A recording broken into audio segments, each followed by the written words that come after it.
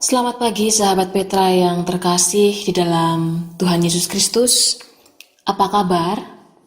Sudahkah mengasihi orang lain hari ini?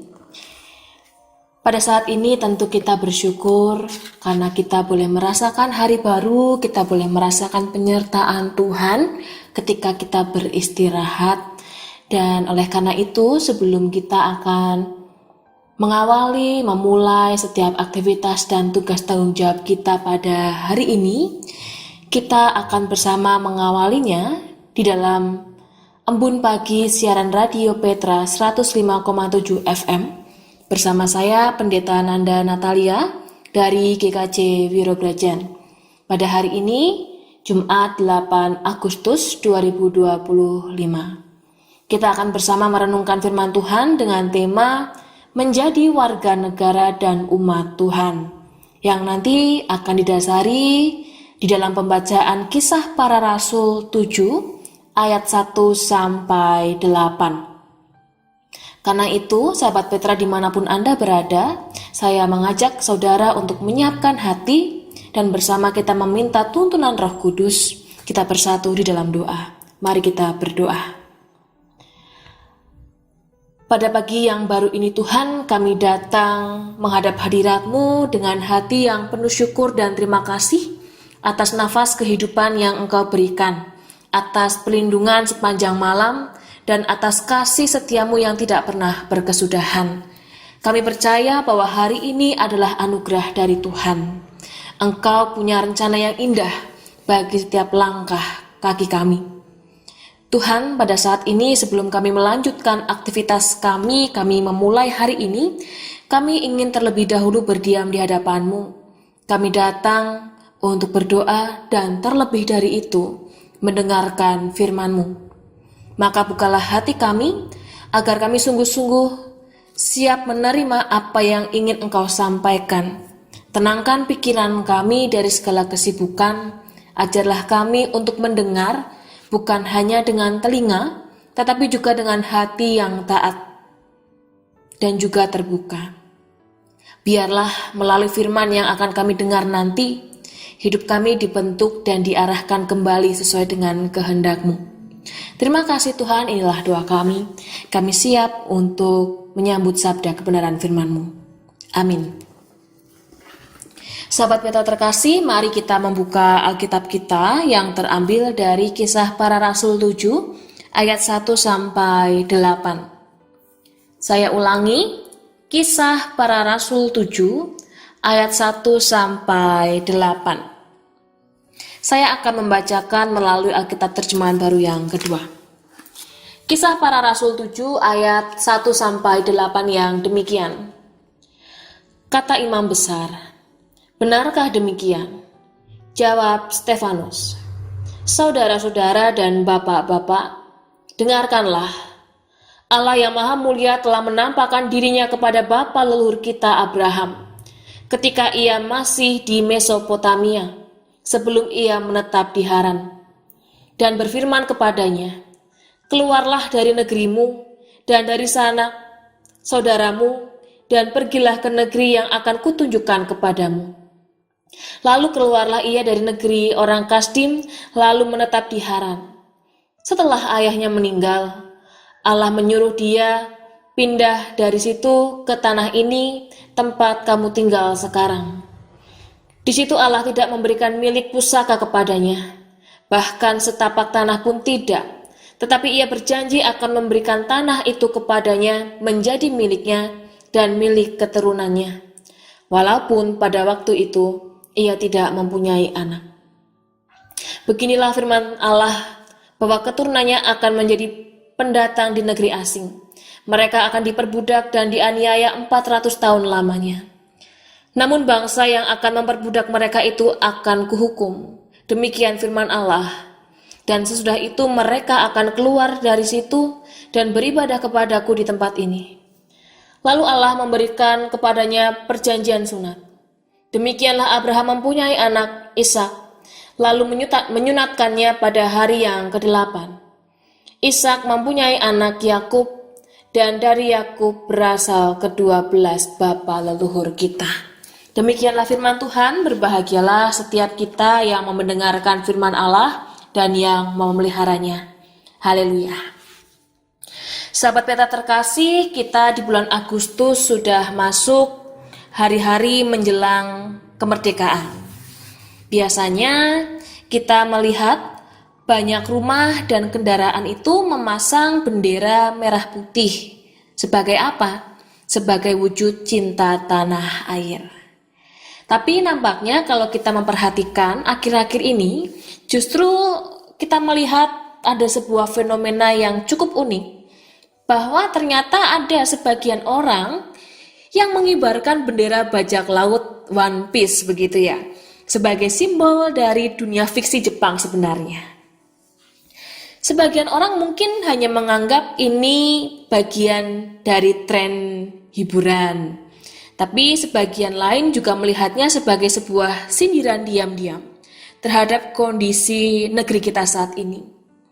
Orang-orang mencoba untuk mengekspresikan kekecewaan atau mungkin ketidakpercayaannya terhadap sistem pemerintah saat ini yang dirasa makin aneh mungkin atau bahkan dirasa semakin tidak adil. Nah, sebagai warga negara, tentu kita terpanggil untuk mencintai tanah air.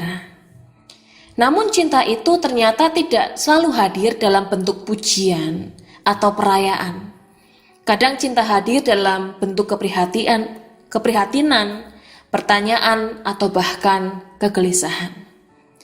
Di balik simbol-simbol budaya populer itu, nampaknya ketika saya coba memperhatikan, tersembunyi suara yang ingin didengar, bahwa ada hal-hal yang pada kenyataannya belum selesai.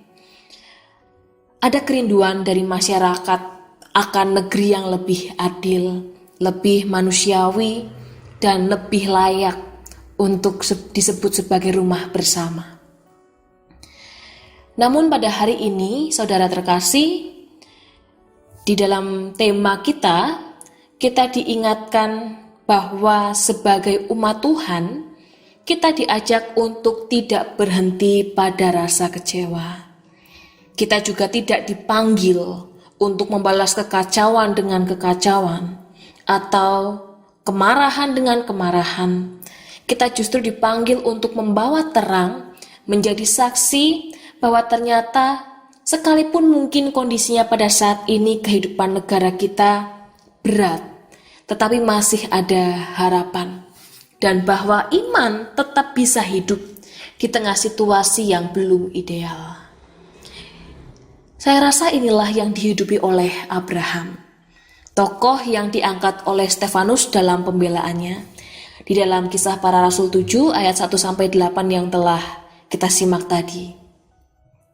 Kita tahu betul bagaimana Abraham dipanggil Tuhan untuk keluar dari tanah kelahirannya, menuju tempat yang telah dijanjikan. Namun saat ia tiba di sana, ternyata ia tidak langsung memiliki tanah itu. Bahkan dikatakan di sana tadi, setapak pun tidak. Ia hidup sebagai pendatang. Tetapi di sini yang menarik adalah dia tidak kehilangan arah. Dia tetap percaya, dia tetap melangkah, dia tetap setia. Karena apa? Karena dia percaya sungguh, dia mengenal sungguh siapa sosok yang memanggilnya. Sahabat Petra yang terkasih, kita pun seperti Abraham. Kita sedang berjalan dalam dunia yang belum sepenuhnya kita mengerti akan berjalan seperti apa. Kita hidup sebagai warga negara dengan berbagai dinamika sosial dan politik. Namun di tengah itu semua, kita tidak berjalan tanpa arah. Kita punya kompas iman. Kita tahu bahwa menjadi umat Tuhan berarti hidup dengan cara yang berbeda. Tetap berpegang pada kebenaran, tetap mencintai sesama, tetap membangun meskipun keadaan belum ideal. Fenomena bendera One Piece ataupun istilah negeri Konoha, negeri Wakanda mungkin terdengar seperti lelucon. Tetapi sebenarnya mereka menyimpan pesan yang lebih dalam, bahwa banyak orang sedang bertanya-tanya, kemana arah bangsa ini? Apa yang bisa kita harapkan? Dan disinilah kita, umat Tuhan, punya peran yang tidak tergantikan. Untuk apa? Untuk menjadi pribadi yang tidak mudah tersulut api, yang tetap jernih dalam berpikir, dan tetap setia dalam melangkah. Menjadi warga negara dan menjadi umat Tuhan bukanlah dua identitas yang harus dipisahkan. Justru keduanya saling menguatkan. Kita mencintai tanah air ini karena kita tahu Tuhan menempatkan kita di sini.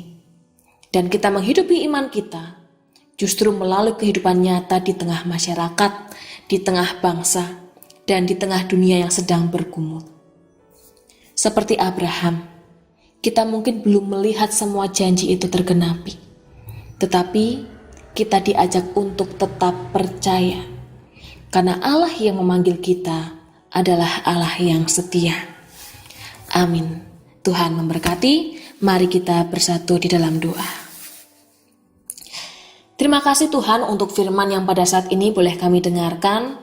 Kami diingatkan kembali akan identitas kami sebagai warga negara, namun kami pun juga memiliki identitas sebagai warga kerajaan Allah. Maka ajarkanlah kami di tengah-tengah suasana menuju kemerdekaan ini untuk boleh semakin menjadi warga yang bijaksana.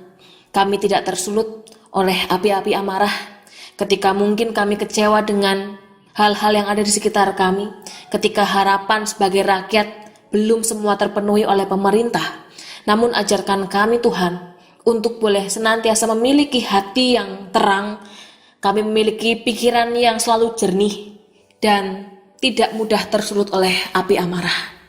Ajarkan kami untuk tetap setia di dalam melangkah dan boleh menyatakan diri bahwa kami adalah warga kerajaan Allah yang menunjukkan kasih di dalam segala hal yang ada di dalam kehidupan kami.